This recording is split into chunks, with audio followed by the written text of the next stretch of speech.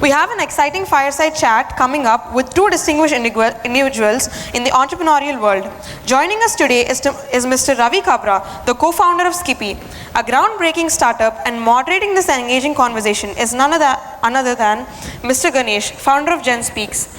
Ravi Kabra's innovative journey and Ganesh's insightful expertise are sure to make this fireside chat a valuable learning experience. Stay tuned for an enriching conversation that promises to spark new ideas and inspire budding entrepreneurs. So I would kindly request them to come onto the stage for the session.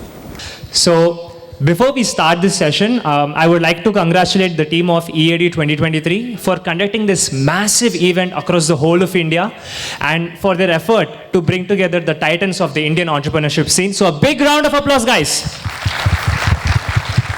And also, I would like to thank Manasa, Arjun, Mr. Vamshi Kurapati as well, who is not here, for giving me this opportunity and this space to sit over here and interact with such huge enigmas in the entrepreneurship field right now. So thank you for that. And so the time has finally come. We are having the fireside chat with Mr. Ravi Kabra, the co-founder of Skippi Ice Pops, and I guess the only co-founder to bring in all the 5 sharks to invest in his startup. So a very big round of applause, guys. Yeah. So, sir, before I got on the main stage yesterday, I was talking to Mr. Bharat, your team member, and then I asked him a question. What is that one quality that defines Mr. Kabra as an individual? And he answered with the word saying perseverance. And from all the interviews and podcasts that I've been through, I've understood that, you have this quality of being very cool, very composed, and I feel that you know how to handle yourself under pressure. So from where did you get that quality? And also, is this an unlabeled benefit of Skippi Ice Pops? I guess so. But yes, I think for every entrepreneur, perseverance is the only word which will keep you driving. It's very important to understand that life of an entrepreneur is not going to be as easy as it seems all the time. There's going to be ups and there's going to be downs. And when you're on the top, you'll find everything is working great for you. You touch the sand and it turns out to be gold. But when you're on downside of your business, when things are not going great, even in your personal life or in your professional life, perseverance is the only thing that I could probably think of. Because you got to keep pushing yourself. There will be at times that will break you down completely. You will feel like you want to sit down and just think about winding up, crying, or even you're under so much of pressure that you will probably even think about giving up.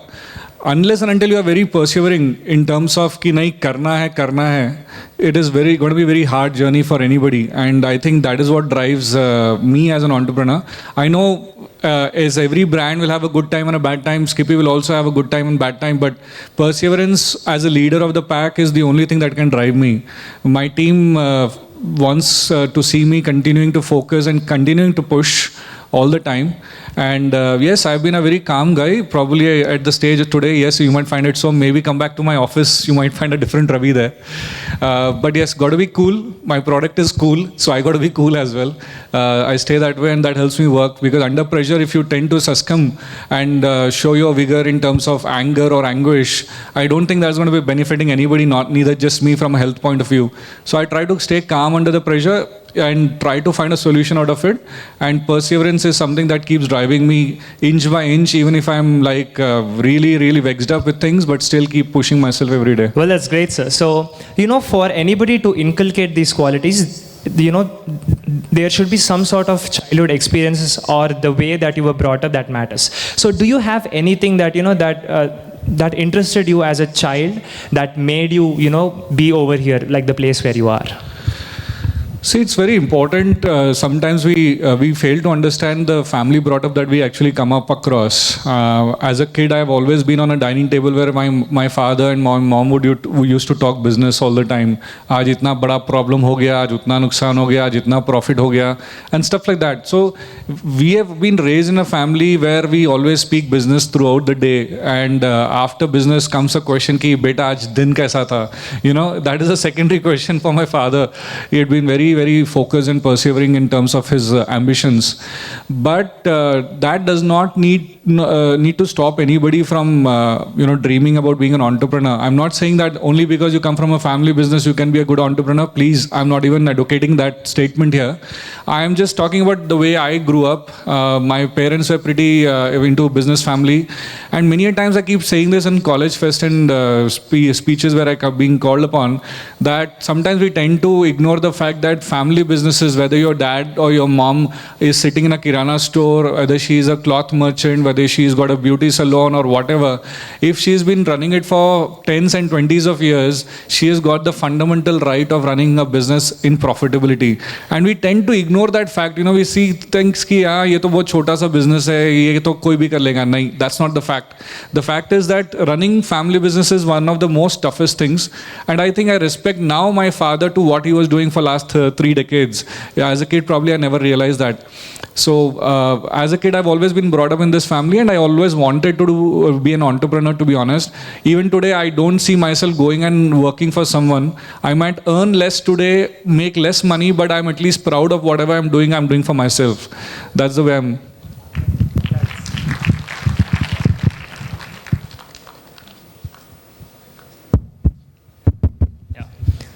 Yep. So, well, that's a really great answer from sir. So, you spoke about family businesses and, what you've learned from that. So, can you tell us any 1 or 2 experiences that you went through while you were building your family businesses that actually help you grow Skippi? So, any 1, 2 powerful experiences? Yeah, absolutely. And I'll be very honest, I've been very bullish about saying that I've got family business values with me. Sometimes people think this to be a little downtrodden kind of a statement. But honestly, I'll tell you what, in today's era, the family business values are the most important thing that probably is not even taught in business schools. My fundamentals that my father taught me are still helping me run the show. First thing was credit nahi dene ka. My father was very clear about it. Business kam karo, lekin credit mat do, kyunki udhari jaise hi dete ho, you'll have to keep chasing the people around for even $500. And that was my principle from day one. I will grow slow. I will not even grow probably if required, but I'm not going to be chasing people for my own money. So I kept focusing on creating a policy around my business, which made me more sustainable. Today, we are 100% advance payment business. I mean, it sounds it sounds probably least important, but it is very important for you to work on your numbers, your capital, operating cash flows very much. So that is one value my father said. Second, my dad has always kept goodwill in more important than profitability. My dad says that the goodwill that you are creating in the market by being a genuine entrepreneur, by being a genuine businessman, will take you miles further, even if you're not doing good. But if you screw up your goodwill in the market, then nothing is going to be actually helping you out. When times go bad, your goodwill actually will help you get funds from people, maybe investment from people, or even any kind of a credit line or any kind of a opportunity from people. But goodwill was very important for him. And more importantly, it was always, he always focused on one thing, that unit economics has to be very profitable. Whether you guys are talking about getting into a service industry, creating an IT platform, a tech platform, or you're getting into a product, or an F&B entrepreneur like myself, the unit economics is very important. At what cost am I acquiring a customer? Am I making profit out of it or not? At what cost am I giving this service? Am I making profitability at every cost or not? That is absolutely very important.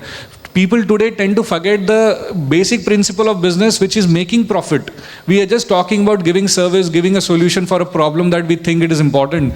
But everything to be sustainable, like how we talk about recycling a plastic today, making planet Earth very sustainable, business needs sustainability, and that can come only from profitability. So that is the unit economics that my father focused. Based on these 3 principles, I think I started off my business. And by God's grace, we are doing decently enough today. Decently enough is a very small word over here. But then, yes, sir. So, so I'm asking very bluntly, so were there any mistakes that you've did in the past that, from which you had massive learnings and that you applied in Skippi right now? Yeah, I think, see, firstly, to the audience, I am going to be very raw and blunt in whatever I say. I do not like to sugarcoat anything, because as a young students in a college, I believe that you should be guided in the right path. I don't want to glamorize everything and put you on a path and only later you realize ki yaar kya kar diya maine. So yes, coming to your question, absolutely there were a lot of mistakes that I've done in the past. First of all, when I was in my father's business, we were into manufacturing of biscuits and exports of a lot of F&B products, right? One of the mistakes that I always did was I assumed that I was growing the business. I did not give the credit to my father, because say my father was doing X crores of business or X number of business. I made it to X square or X to the power of 3 or 4. But I always felt that it was me who was doing the entire thing. But I forgot the fact that the fundamental base of the business has been laid by my father. I was only growing on top of it. Like it's like laying down the foundation of an apartment and then adding 2 more extra floors on top of it. That 2 extra floors started to hit my head. I thought that I was doing amazing work there. But for every successful entrepreneur to grow, the fundamental base of a business is very, very important. Whether you're joining your dad's, your mother's business, your family business, or whether you're starting something of your own, the fundamental is very, very important. And apart from that, this thing what happened, I'll go a little in detail, is, based on that proud thought that I am building the business, I started something of my own, and unfortunately I crashed onto it. I literally burned a lot of money, made huge losses, and that is when I realized that it was not me who was building my business, but rather my father's business was getting built, and I was just contributing to it. So I've learned a lot of mistakes. One of the most important business ideas that I've learned is, do not scale up too fast. If you try and scale up too fast, the chances of you shaking across your path and crashing down is much more going to be higher. Probably look for a small growth, slow growth, but a strong growth. That is very important. So, well, that is something that we all have to learn, to never scale as fast as possible, slow down, and also take your time. So now, sir, let's talk about Skippi. So how did the idea of Skippi come into your head? How did you plan on commoditizing a market, a multi-million-dollar market in the West, and how did you come up with the idea, and how did you do that?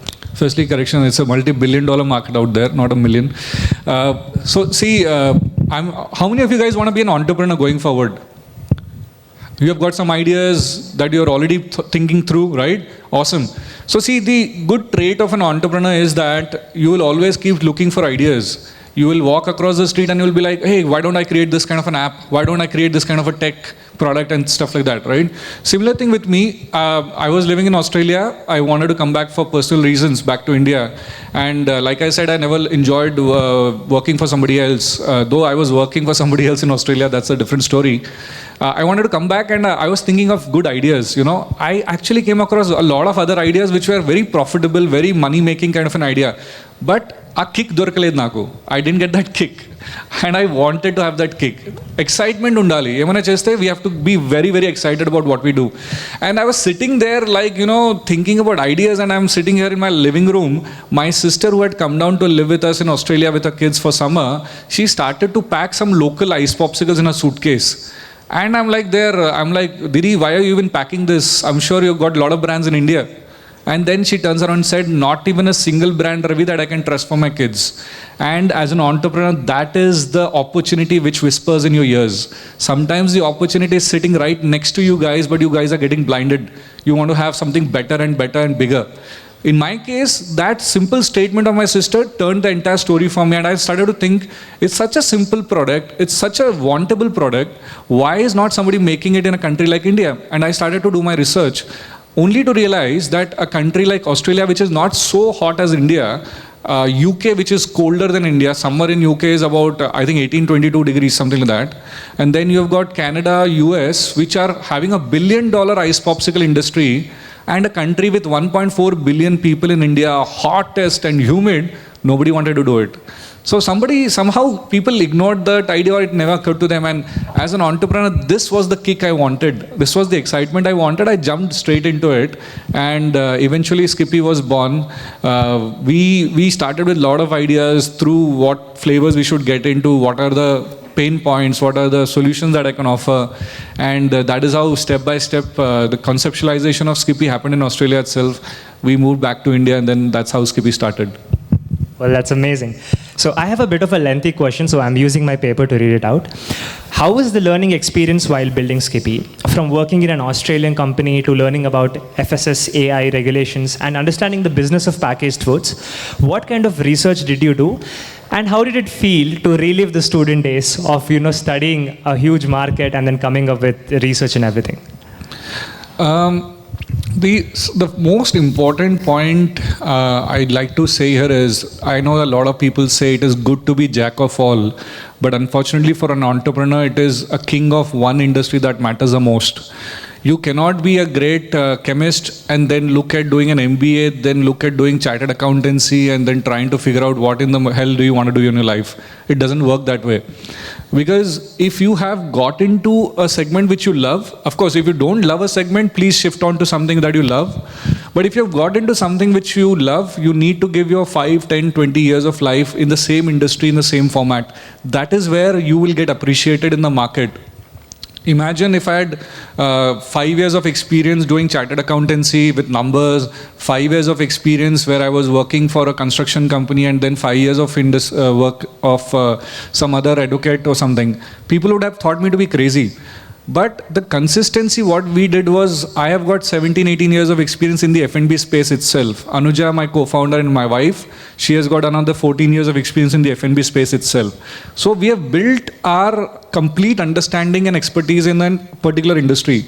Today, if somebody comes and tells me, Ravi, can you build a fintech startup? I will tell you I'll be the biggest disaster in that, because that's not my expertise. I love the F&B space. I've built myself on the F&B space, and that is why I could understand how to develop this category. So coming to your question, yes, this is how I think I realized that what are the standards of FSSI, or what are the basic standards, what are the pain points in the industry that I need to answer. So just to give a little depth understanding, when I was sitting in Australia, even before coming back to India, I knew that, first of all, India, if I start selling Skippi in a frozen format, I will never succeed. Because logistics in a cold storage is very expensive in India, very, very complex. So that was my first pain point that I had written down on a paper. Second, I have said very clearly that, okay, in case if somebody is biting on the ice pops, it should not be as hard as an ice cube, because then it will start hurting your teeth and the entire experience of enjoying Skippi will fade away. So that was my second point, that when consumers buy the ice pops and they bite on it, it should be soft and crunchy. Then the third point, I was observing that India had evolved into a consumer state which believes in natural, organic, healthy supplements and stuff like that. So that was our third pain point that we had written down, that it should not be anything synthetic or artificial which people are hesitant to consume. So that is what we met down.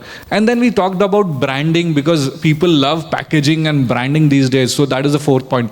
So this is how your 15 years of experience and expertise in particular domain will help you.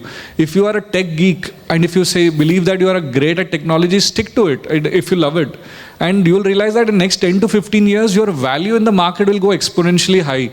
You will see that if you're getting into an entrepreneurship, you will be able to find solutions like this, because you know what the problems are in the first place. So that's how I focus on being. In a personal life, I want to play all the sports, right? I'm not good in any sport. I'm good in average in all the sports. But when it comes to professional life, I wanted to stick to just one domain all the time. What Sir said is very profound. And also this is what Sam Altman, the CEO of OpenAI, and Mr. Naval Ravikant also says. You have to play long-term games so that you can adapt and be better at what they do.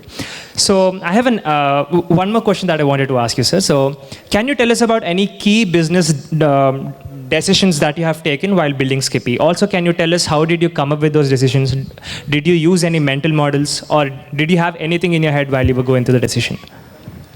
As a startup, one thing we all will always have common, we will never have funds. Let's agree to that, right? Father nunchi, mother nunchi oppu teeskoni, we have started something, and we'll always have that pain in our heart that we have to return back those funds. So funds has always been a problem there. But in terms of what I have learned, is that what your question is, right? Exactly. I think the first and the fundamental important thing, guys, whoever is starting off, please understand one thing. Do not start a startup with the hope of getting an investment. This is very, very, very important. Guys, please come out of the myth that investment is right standing outside the door for you. You will go there and you will get it. You will not get it. 97% of the people who get into startups will never get funded. That is the statistics I'm talking about, okay? If you look at India, there are tens and thousands of startups coming every year. Today, Startup India, the website has got 87,000 startups registered. Let's understand that not 87,000 of them are getting funded. So first of all, the myth that investment is right next to you is a myth. Do not start a business because you are assuming investments will come to you. It will not. I have been to a lot of colleges where students believe that I've got an idea, I'll work on it and investment to mil jayega. Nahi milega, boss. It is one in hundreds of people who will get investment. Second important thing is whatever business you are getting into, like I said, think from a family business point of view. Get your fundamental process and procedures right. Think about profitability on day one, not after day 100. Because profitability is only what is going to make you sustainable for a longer time. Look at all these big brands. I don't want to name them today over here on this platform. But the guys who were hero back then now are struggling to survive. You would have heard tens and hundreds of startups who have already closed doors because they were not even profitable. They couldn't sustain their own growth. एक चीज I want to से this in Hindi, investor का पैसा business बढ़ाने के लिए चाहिए, business चलाने के लिए नहीं. You understand the difference? Business बढ़ाने, for a growth you need an investment which is understandable, but business चलाने के लिए यार आज मुझे सैलरीज देना है, आज मुझे रेंट देना है, आज मुझे वो देना है, उसके लिए इन्वेस्टमेंट कभी रेज नहीं करते. So guys, this is very two important learnings. I would say today, in today's scenario, they call it as a funding winter. We all have heard this term, right? Today, only those businesses are getting funded which are profitable. Investors are running towards them. Ki yaar, aap profitable ho, I want to invest in you. And these profitable businesses have the nice, time today to decide which investors they should pick money from. So, if you guys are profitable, if you are making 1 lakh rupees profit, 5 lakh rupees profits, doesn't matter. But profitability will give you a long run. In that run, if you believe that now it is a time for you to scale pan-India, global level, that is the time you should reach out to an investor, and every investor will be interested in funding you because they know the fact that irrespective whether I give him funds or not, this bugger is going to make his business $1 million business. That's very important. That's an excellent answer, sir. So looking ahead, where do you see Skippi going 5 years or 10 years down the line? This is a very interview kind of question. Where do you see yourself in 10 years down the lane? But then, 5 years or 10 years down the lane. Look, I think the way we have positioned ourselves, first of all, guys, how many of you have seen Shark Tank India, or how many of you have seen us on that? Good, right? I had made a very clear statement even on television that we are not a health brand. I'm not going to be selling a popsicle to you and say, have this popsicle and you will grow 2-inch taller, or you will not have diabetes, or you will not have this and that, right? I have positioned myself very clearly that we are a fun brand. People want fun in life today. After COVID, hundreds of F&B brands started all talking about health, and unfortunately 95% of them are so horrible to taste that after a bite I cannot have the second bite. Do you guys agree with me or not? Yeah?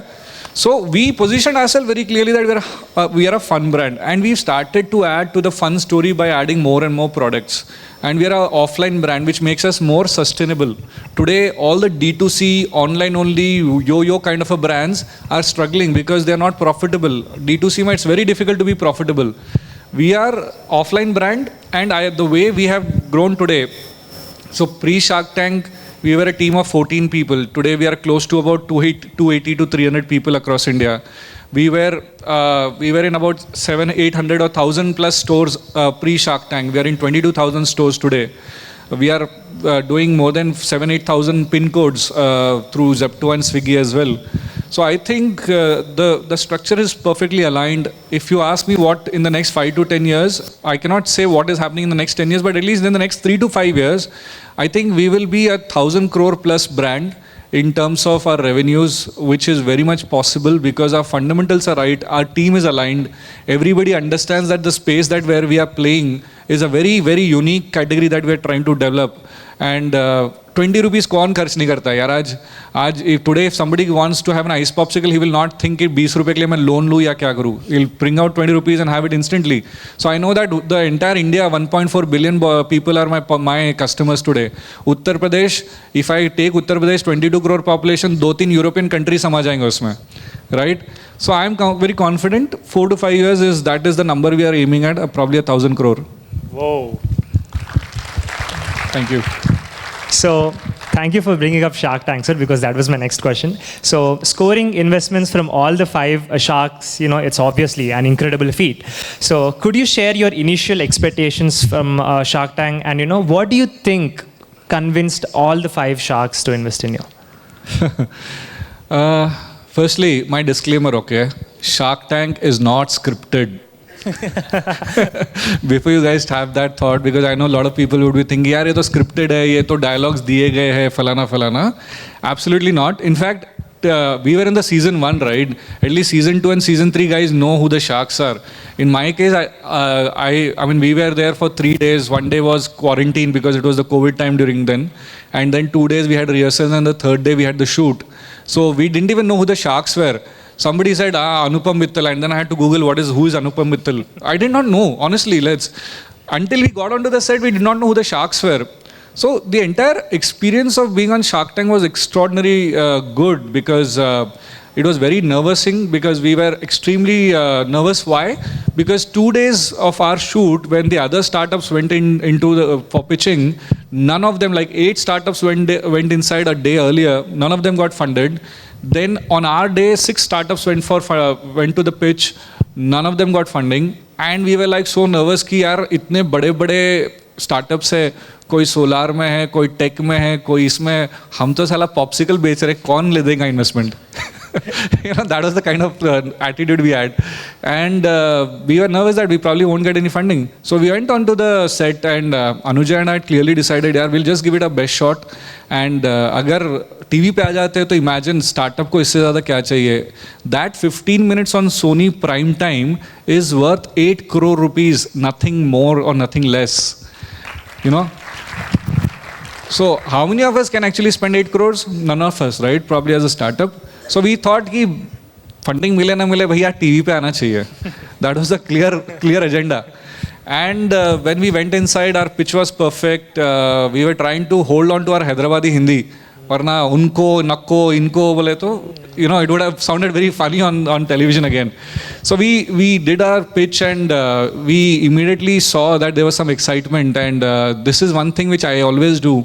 I bribe people with popsicles. So if you see, immediately after the pitch I said, sharks, क्या आप हमारे ice popsicle try करना चाहेंगे? And I we passed on the ice popsicles to everyone. Skippi and Ashneer started to enjoy, Namita enjoyed, and blah blah. And from every corner, from the sharks, we started to hear good things about the ice pops. Oh, I love it. And that gave us a confidence. I'm like, oh my God, thank God nobody shouted at us, say कि ये क्या कचरा बना दिया and all that. And after that, the important thing, which is an entrepreneur, we need to understand, not just on Shark Tank, but even for a venture capitalist pitch, or if you're pitching to investors will look for one question to corner you. They might talk about your GMV, they might talk about your acquisition cost, they might talk about your way to profitability, any question. Or they might even talk about your personal failure in the past, and they'll corner you. If you get cornered, that is where they'll keep banging you onto, and that will go downside for you in the entire pitch. You got to be prepared for your pitch thoroughly. If you, of course, our pitch on Shark Tank was given only 15 minutes to be aired, but we were there inside 45 minutes.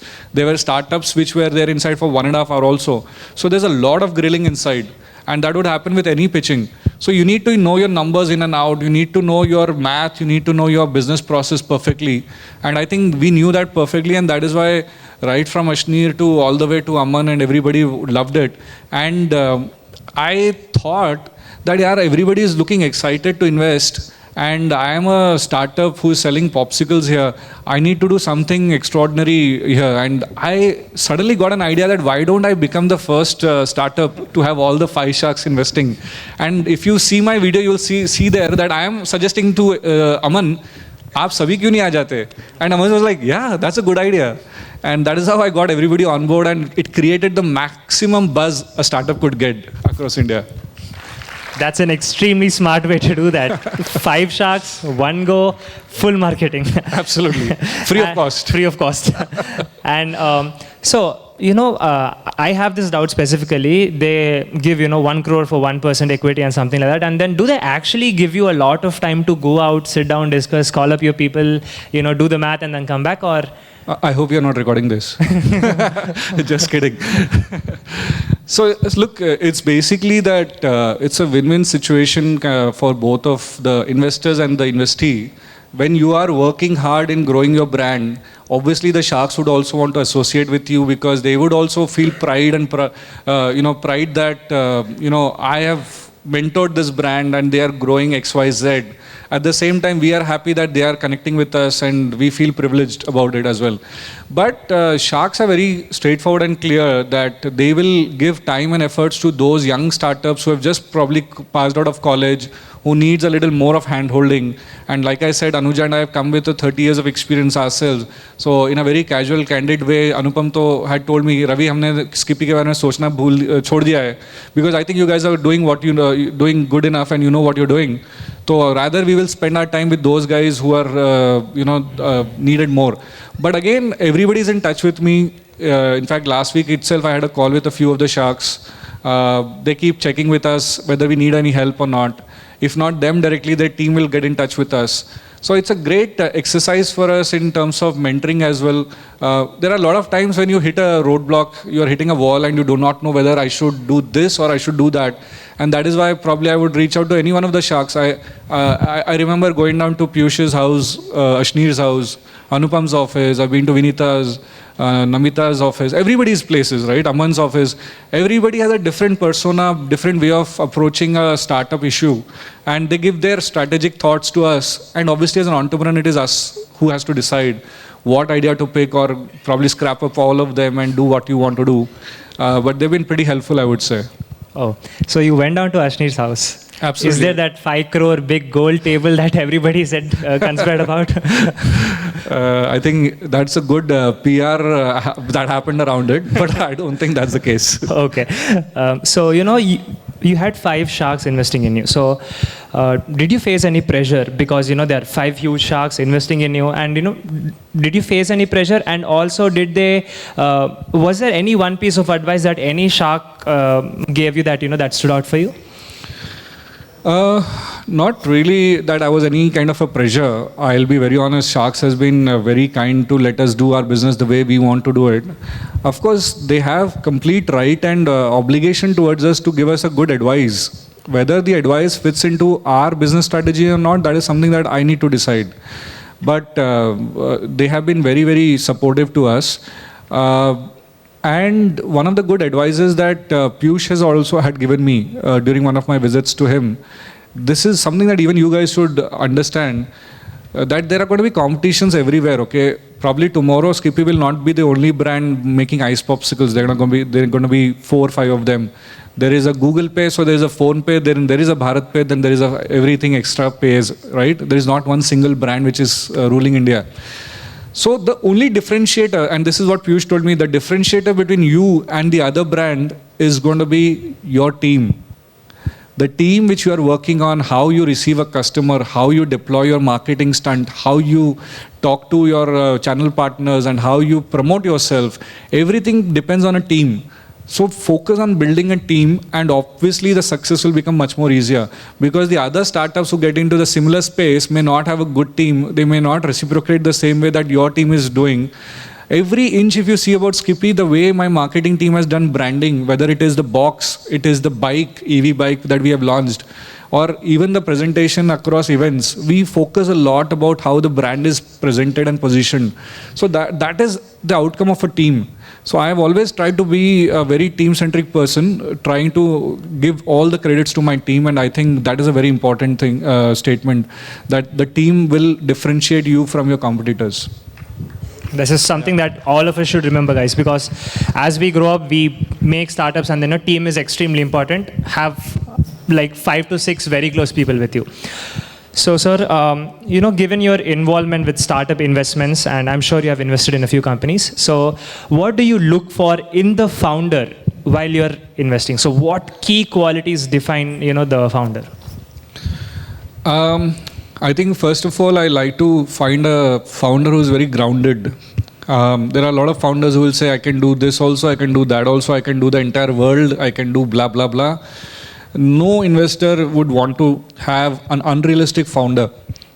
Founders need to be very grounded and be very straightforward in the saying that what he or she can do, what he or she cannot do. It's always good to be very transparent on that fact. Secondly, there are a lot of startups who start at a particular service or a product, but then they, in the initial days itself, try to do too many things there. They will add this feature, they will add that product, they will add this and that. I don't think that is a good approach. First thing, get your basics right. Grow your building, your platform or your business to X level. And then once you start making good revenue, you become a little sustainable, then you try to add more features onto it. So I try to talk to a lot of founders to tell them and guide them that, don't jump into too many things on day one. I mean, when I launched Ice Popsicles, I did not launch the corn sticks and the cream roll and blah, blah, blah all together. First, we took at least 2 years of time to get stabilized with the Ice Popsicle business. Now we have started to add other products, right? So that is the right way to go. So I look at founders who are pretty grounded. Second, people who are not trying to do too many things, because too many things will spoil the entire broth itself. I would rather want you guys to focus on few good things or 1 or 2 things only, build a business and then add on top of that. And a founder who has a little bit of either education background or an experience in the same domain. Like I said, tomorrow if I go and start a fintech company, no investor will fund me because they know I know zero about fintech, right? But if I again start up a second venture in F&B space, I'm sure everybody will come and invest into me. So that domain expertise or education background. If you're an engineer and if you want to start a tech platform, I'm sure a lot of investors would be interested to fund you guys. But like I said, if you're completely off the domain, it might be hard for me to believe that you can actually survive in that space. So these 3 trends is basically what I see. And whether you're making profit immediately doesn't matter. I understand that sometimes startups take a longer time to make profit, but at least you should have a clear clarity that paisa aana kahan se, right? If you tell me, nahi sir, aap paise do to paise nahi aane wale, nobody gives you money then. That's it. So, one last question before I end. Yeah. So, if you were given a time machine and you were asked to go back to your 21-year-old self, what advice will you give to your own 21-year-old self? Wow. I hope one of you guys are building that time machine. Look, I've made a lot of mistakes in my past. I wish as a young guy, I wouldn't have made that mistakes. I don't know. Like I was telling you, in my father's business, I had the audacity to think that I was building or growing his business, but rather it was his business who was supporting my growth. After that, what happened, and I just want to cover this as a part of my failure story, because every entrepreneur has a failure story. After I came out of my father's business, I started a tech business. So this is a very good example because of what all I have said in the last few minutes. I have no background in technology, okay. I started a platform called Dial Me Guru, which was on a very similar base of Just Dial, which it is today. People used to call us up or go to our website, get the information, and my merchants would give me commissions on that. So I started that portal, again, of course, with the audacity to think that I know everything, and built on this and scaled up like mad. Matlab, I would say that in the start, 0 day to 100th day, you went from 0 employees to 300 employees straight away. And bang, bang, bang, it went on. And unfortunately, the fundamentals were not right, and my business came crashing down. 1.3 crores gone in thin air. All the debt, all my father's money that I had taken up came onto my neck. And it turned out to be such a painful journey for me that my pride, my ego, my attitude, everything went down the drain. And I feel regretted today that I should have been a little more stable, matured enough to understand how to run a business. So I think if I had a chance to go back, I would correct those mistakes, learn a little more of myself before actually jumping down and expanding businesses too fast. And after that, that is why I took a break, went down to Australia for 7 years, worked for good employees there, learned a lot of skills, came back and then started to deploy it in Skippi today. So there are a lot of these mistakes which I regret all the time, but everybody should understand every entrepreneur is most likely to make mistakes. I'm not saying everybody will and must make mistakes, but most likely you guys are going to make mistakes. It is important that, and when you make these mistakes, Reddy garu abbai chudu emaitundi, what is he doing? Sorry about my Telugu. But Gupta ji ka ladka dekho kya kar raha hai, Atan ki chudandi. All that things will come in. Even your building's watchman will also give you a good lesson of how to do business. That is how it is. So failures will come in our life. We need to continue just passing, understand that it's a pass of life, and then build ourselves to wait until we are actually successful. Yeah. Well, that was an exciting session. A huge round of applause, guys. Thank you.